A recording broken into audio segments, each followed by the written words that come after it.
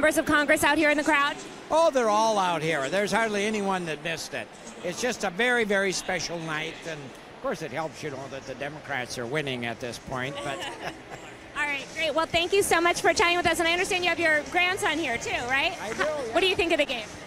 It's a really great atmosphere. On the Hill, what I've noticed so far in my short time here is everything feels so partisan all day long, and being here, it's definitely a nice change to see everyone sort of come together and just have fun. All right, great. Thanks so much, and we'll put it back to the booth now. Thanks, Taylor, and thank you, Congressman Nolan. We're going to go right back down there to Justin Redmond. Justin, what are you seeing out there that you have for us? We were so close to getting our tater this year when Cedric Richmond drove that ball deep in the center. I'm telling you, this ball carries when it's hot and humid. If it were about 10 degrees warmer and a little bit more humid, that one was out of there. We were this close. We're going to have to wait till next year, though. I'll see you guys. Well, thank you, Justin. We'll certainly be holding out hope to see another home run here, or another home run, the first in recent history, sometime in Nats Park. Justin was telling us before the game that when it's warm here, the ball really travels in Nationals Park as Cedric Richmond gets ready for his sixth inning pitching for the Democrats. He has been strong, he has been steady, and he is leading the Democrats to a decisive victory so far, barring a substantial comeback from the Republicans. And Sylvan, the home run at Congressional Baseball Games is not completely impossible. It has happened before.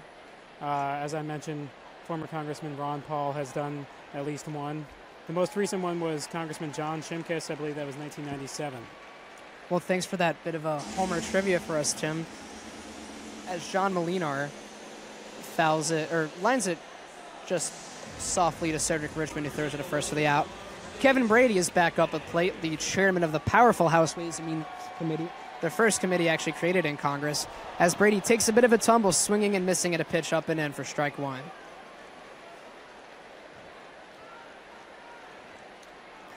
Kevin Brady is the most recent member of the Texas congressional delegation to ascend to a committee chairmanship. Now in Congress, the chairmen of committees have immense power to bring up legislation and really guide policy. Texas has 28 Republicans in their delegation, 7 of which lead committees, meaning the Lone Star State has quite a bit of power in the House of Representatives. Few more so than Kevin Brady, who is controlling the committee that controls tax policy and lots of health policy. There's also Jeb Hensterling, who covers on the Financial Services Committee. As Brady, it's a deep to left field, down the left field pole, just foul.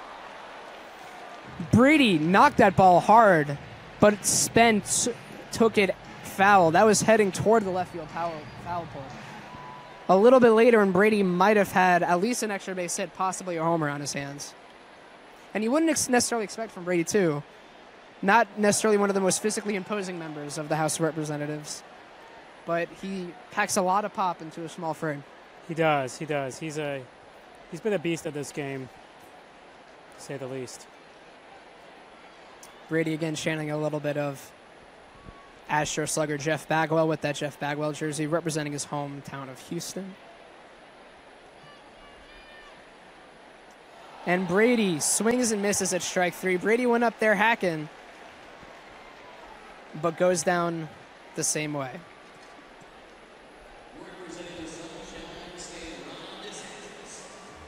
Ron DeSantis comes up after Brady. 2 outs for the Republicans so far in a quick inning, again, for Cedric Richmond, the Democratic pitcher who's been mowing down these strikes and really doing a fantastic job keeping the Republicans off base since a difficult first inning.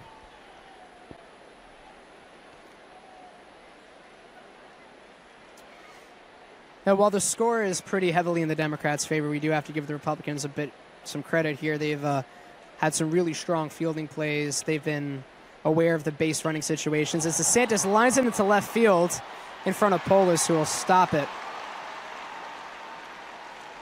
before it gets behind him for a single. Hard hit single there for Ron DeSantis to get the Republicans back on the bases with 2 outs.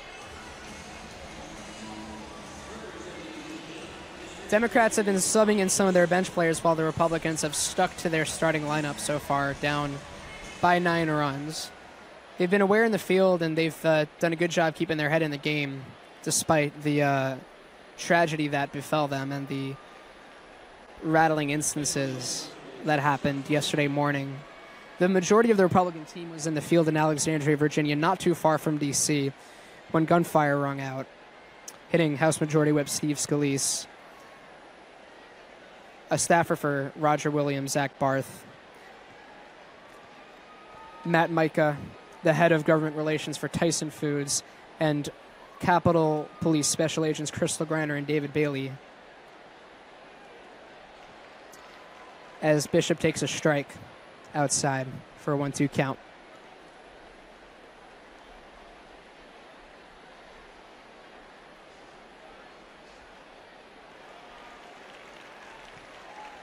Bishop goes down as Richmond gets through another quick inning. 5 straight scoreless innings for the Democrats here as they lead 11-2, heading into the bottom of the 6th inning. The Republicans haven't scored since the first inning. They had those 2 pretty intense runs. Looked like